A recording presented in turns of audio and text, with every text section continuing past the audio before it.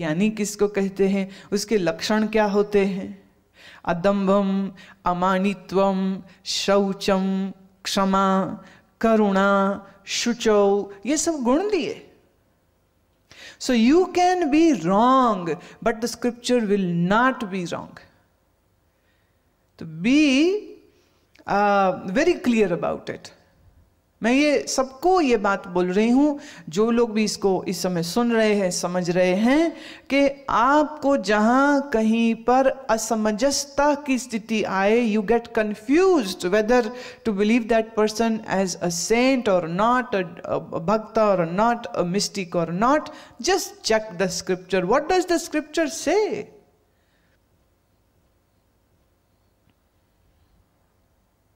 एक और सज्जन मिले थे ऐसे ही, वो बड़े प्रसिद्ध उनके गुरु हुए थे, अब तो वो भी नहीं है. और वो बंदा आया हमारे पास, ऐसा ही कुछ विषय चल रहा होगा, टीवी में सुना तो वो मिलने को आ गए. कहने लगे जी मैंने 20 साल जिनको गुरु माना और जिनकी सेवा करी और उनके साथ देश विदेश में सब जगह जाता था, और जब लौटना तो उतनी बार वो डायमंड स्मगल कराते थे और रखते भी थे मेरी पत्नी के पर्स में.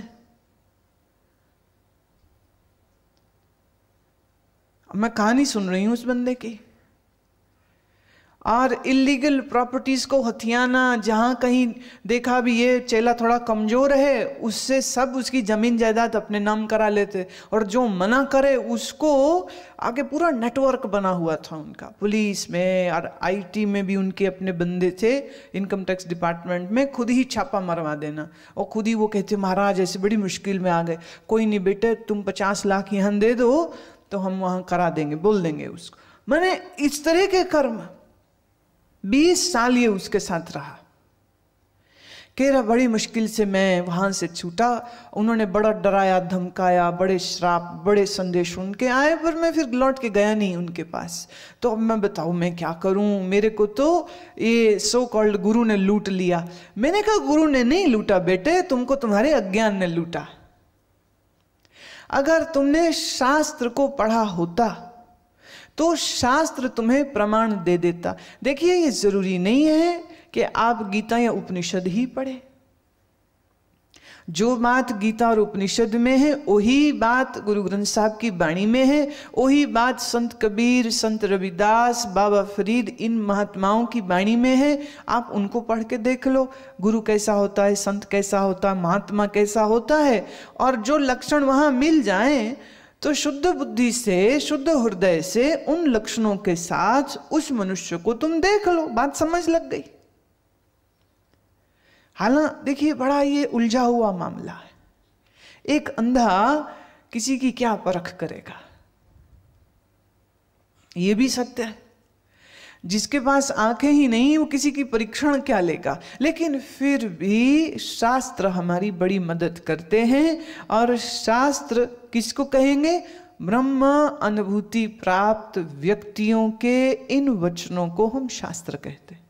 तो मेरे लिए जितना भगवत गीता शास्त्र है, उतना ही संत रैदास जी की वाणी भी मेरे लिए शास्त्र है, बुद्ध के वचन भी शास्त्र हैं, उतने ही इन सूफियों के लिखे वचन शास्त्र हैं. तो उसमें अपने धर्म या अपनी रुचि के अनुसार आप ग्रंथ को चुन लीजिए, नो इशू.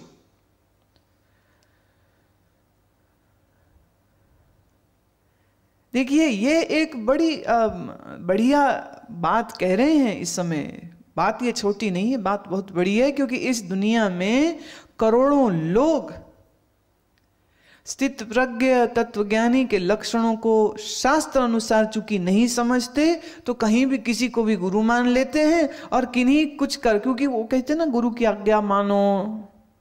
तो कितने ही गुरु हैं जो इस स्टेटमेंट का दुरुपयोग करते हैं.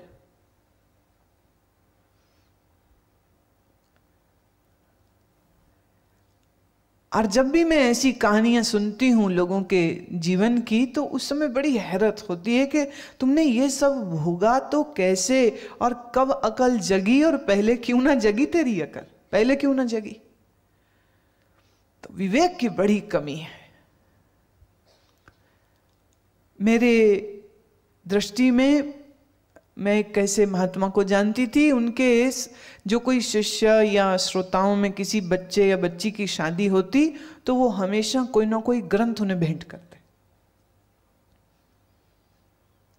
बोले शादीशुदा जोड़े को ग्रंथ भेंट कर रहे हो, क्या मतलब? वेदांत और भक्ति के ग्रंथ क्यों देने? बोले नहीं, ये इनके कभी ना कभी काम आएंगे। हम पता नहीं कहाँ हो कहाँ नहीं हो। और उस समय इस तरह कैमरा और वीडियो और ऑडियो रिकॉर्डिंग्स भी नहीं होते थे। बोले हम कहाँ हो, ये कहाँ हो, समय कहाँ ले जाए, किसी को क्या कह सकते, इसलिए ये ग्रंथ इनको मैं दे रहा हूँ। तो अपना एक वो प्रेम भरा संदेश उस पर लिखते और वो दे देते।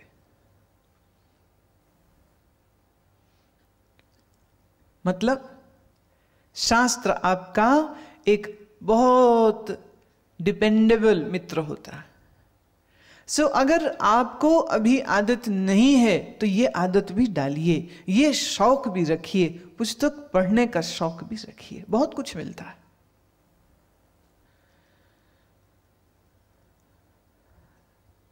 मेरे स्वभाव में हमेशा से ही पुस्तकों के प्रति बहुत लगाव रहा। तो कोई जो थोड़े बहुत पैसे कहाँ से भी मिलने तो और कुछ नहीं खरीदते थे, जब खरीदना है तो यही खरीदना। एक बार मैं पहली बार मुंबई में थी, जब गई तो किसी से पूछा कि यहाँ पुस्तकों की दुकान कहाँ, तो ले गए मुझे और कालबा देवी में अंदर कहीं जाके एक पुस्तकों की दुकान मिली और धूल जमी हुई है किताबों पर। एक बूढ़ा सा दुकानदार जो है मालिक बैठा है। हमने उसको जाके पूछा कि आपके पास दर्शन शास्त्र के ग्रंथ हैं? तो वो पहले ऊपर देखता है मुझे, फिर नीचे देखता है, फिर ऊपर देखता है। बोले क्या बोला? दर्शन शास्त्र के ग्रंथ हैं। बोले है तो वहाँ देखिए, वहाँ सामने है। बड़ा बेमन सा उसने जवाब दिया। तो हमने वहाँ पर कुछ एक सिलेक्ट करे और उसको दिए। मैंने कहा चलो ये दे दीजिए। तो वो किताब देखे, फिर मेरा मुंह देखे, फिर किताब देखे। तो जो मेरे साथ गए थे सज्जनों कहने लगे भाई साहब कोई दिक्कत है आपको, कोई परेशानी है? कहते नहीं परेशानी की बात नहीं है, ये पुस्तकें 50 साल से यहाँ पर पड़ी हुई हैं, किसी ने इसको हाथ नहीं लगाया और मैं देख रहा हूं कि इन पुस्तकों के भाग्य आज खुल ही गया। फाइनली कोई तो आया जो इसको ले रहा है। 50 साल पुरानी प्रतियां पड़ी हुई है। कह रहे ये आगे आगे डेस्क में जो मैगजीन है, अखबारें हैं, बोले ये चलती हैं, पीछे तक तो कोई जाता ही नहीं और दर्शन शास्त्र तो कोई पूछता भी नहीं। ये इस करके देख रहा हूँ। वो उससे रहा नहीं गया, बोले कौन है? तो वो सब परिचय लिया उसने, बड़ा प्रसन्न हुआ। उस दिन बुढ़े का जरूर 2-4 किलो खून भी बढ़ गया होगा। बहुत आनंद से फिर चाय वाय भी पिलाई उसने और कहा फिर कभी भी आइए तो ये आपकी ही दुकान है और यहाँ जितने ग्रंथ हैं वो आपके ही हैं, मजे से। तो बहुत बड़े भाव से उसने उन ग्रंथों को दिया मुझे। तो मेरे स्व अनुभव से मैं यह बात कह रही हूं कि पुस्तकें, अच्छी पुस्तकें, वेदांत की पुस्तकें, ज्ञान की पुस्तकें आपके बहुत काम आती। देखिए ये विषय आज तक हमने कभी नहीं उठाया, अब श्री कृष्ण जी ने उठाया तो हम भी उठा रहे थे। हम तो आया राम गया राम है, जो कृष्ण जी बोलेंगे हम वही बोल देंगे। वो कहेंगे ये सही, हम कहेंगे ये सही। और अगर कहीं आगे उन्होंने कह दिया ये सही नहीं है तो हम भी कह देंगे ये सही नहीं है।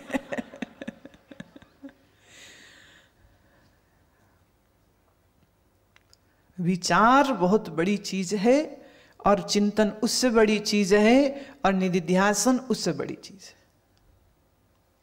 तो जब सद्गुरु का सानिध्य न मिलता हो, जब आपके पास किसी ऑडियो वीडियो माध्यम से कुछ सुनने का अवसर न मिलता हो, तो भी तुम समय निकालो और किसी अच्छे पुस्तक, किसी अच्छे ग्रंथ को पढ़ो और कैसा अंदर मन तुम्हारा गदगद होगा, कैसा अंदर हृदय तुम्हारा अद्भुत आनंद के हिलोरों को अनुभव करेगा।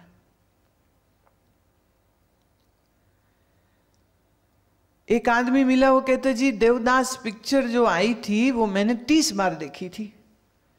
मैंने कहा क्यों? 29 बार समझ नहीं आई थी तो 30 बार देखनी पड़ी। कहते नहीं अच्छी बड़ी लगी थी, इतनी अच्छी लगी कि 4 शो तो लगातार देखे। और फिर उसके बाद मैं हर हफ्ते चला जाता था, और फिर इस डर से कि कहीं उतर ना जाए सिनेमा हॉल से, तो फिर मैं दूसरे दिन में, फिर तीसरे दिन में देख लेता था। तो ऐसे मैंने 30 बार देवदास देखी। और म्यूजिक स्कोर से लेकर डायलॉग्स तो कुछ बड़ी छोटी बात होती, पूरा म्यूजिक स्कोर भी उसे याद था कि क्या था और कहाँ था, कहाँ सिंबल बजा, कहाँ ड्रम आया, कहाँ सितार आई, कौन से तरीके से आई, कौन से राग में आई, वो सब चीजें उसको याद थी। एक सिनेमा का भक्त 30 बार देखता है देवदास और वो ऊबता नहीं है, इसे कहते चिंतन, इसे कहते चिंतन। तो इसी तरह से किसी भी धर्म के ग्रंथ को पढ़ना चाहिए कि बार बार उसका रस ले और फिर ले और फिर ले और फिर ले और फिर ले और फिर ले। अब अगर रस लेने की कला आती है तो रस आएगा, नहीं तो कहोगे भी पता तो है, अब दोबारा क्या पढ़ना। मैंने इसीलिए इस फिल्म बफ की बात करी है कि 30 टाइम्स वो देवदास देखता है। और आज भी अगर उसे कोई कहे कि देखोगे तो कहेगा हाँ देखता हूं। और लोगों के लिए कहते लो जी रोज ही पढ़ लो, क्या फायदा। एक हमारे जानने में एक महात्मा थे निर्मले संत, वो गुरु ग्रंथ साहब को इतना पढ़ते थे, बड़े मस्त संत, और उन्हें इतनी इतनी बाणी याद हो गई थी पढ़ते पढ़ते पढ़ते पढ़ते कि आम कोई बोल चाल की, व्यवहार की बात भी करनी होती तो वो किसी ना किसी पंक्ति को ही कहते।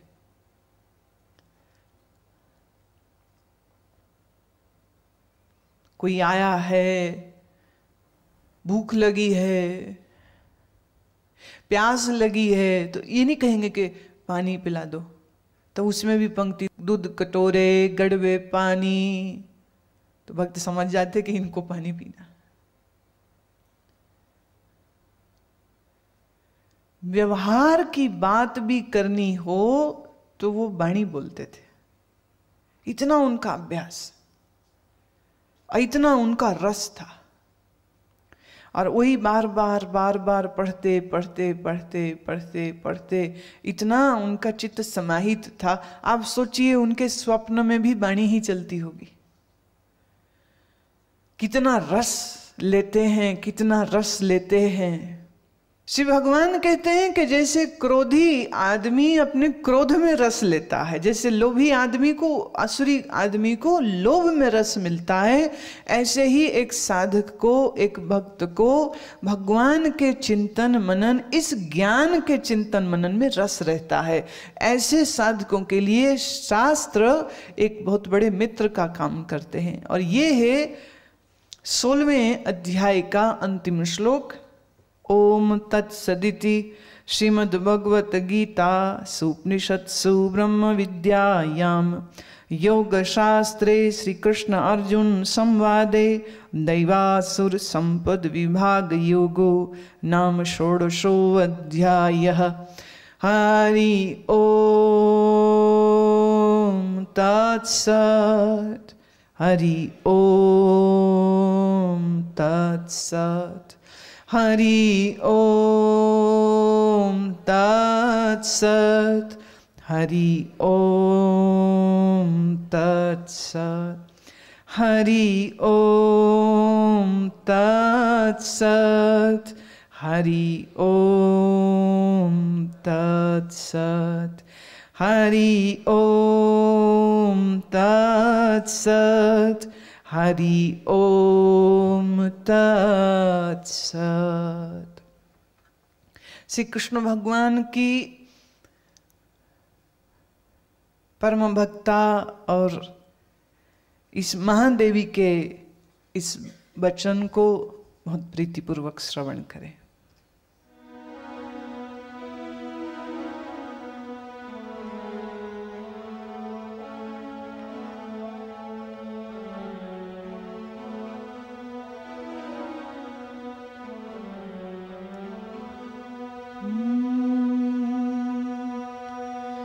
भज मन चरण कमल अविनाशी, भज मन चरण कमल अविनाशी,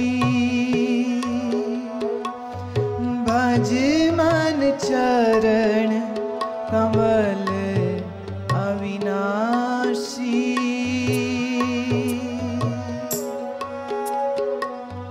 भज मन चरण कमल अविनाशी।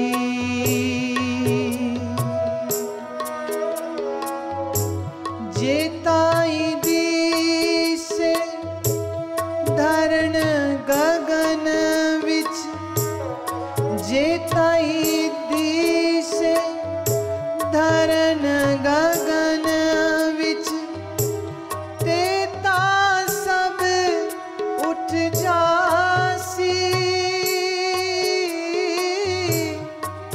तेता सब उठ जासी।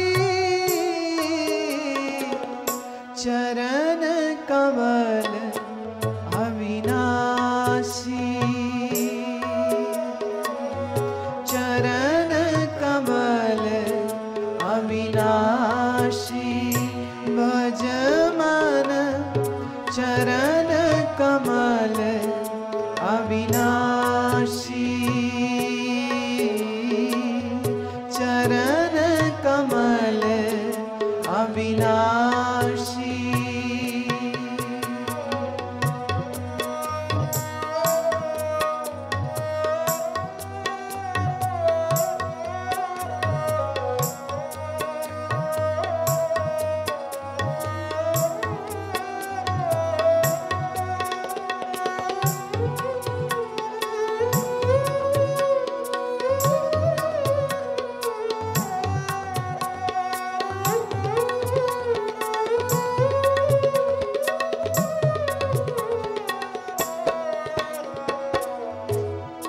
कहाँ भयो तीरथ व्रत कीने, कहाँ भयो तीरथ व्रत कीने, कहाँ लिए करवट कासी, कहाँ लिए करवट कासी। या देही का गर्भ न कीचो, या देही का गर्भ न कीचो, माटी विच रल जासी, माटी विच रल जासी। चरण कमल अविनाशी। भज मन,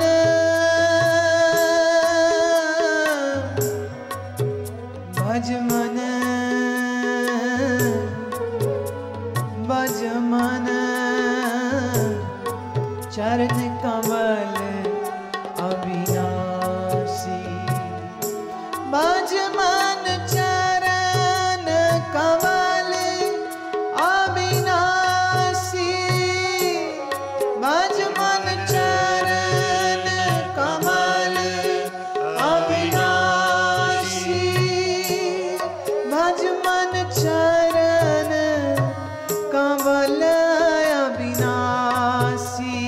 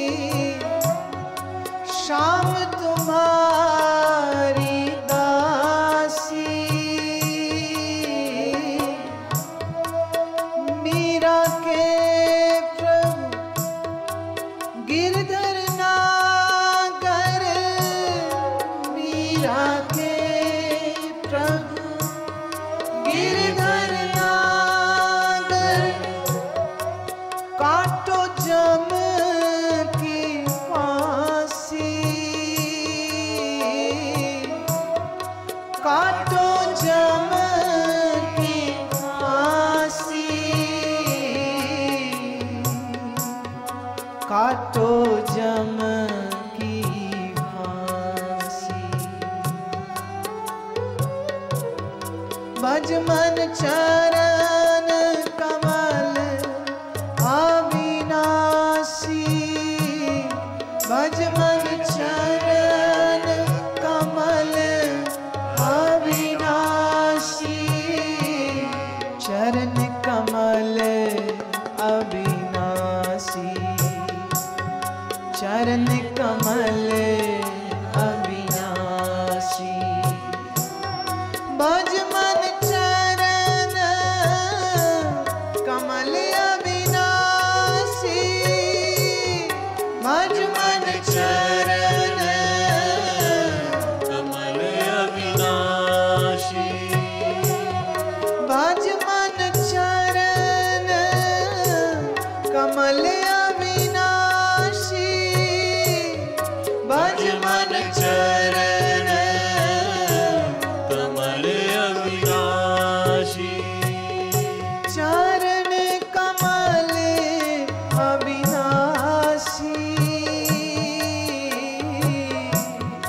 चरण कमल अविनाशी। चरण कमल अविनाशी। चरण कमल अविनाशी।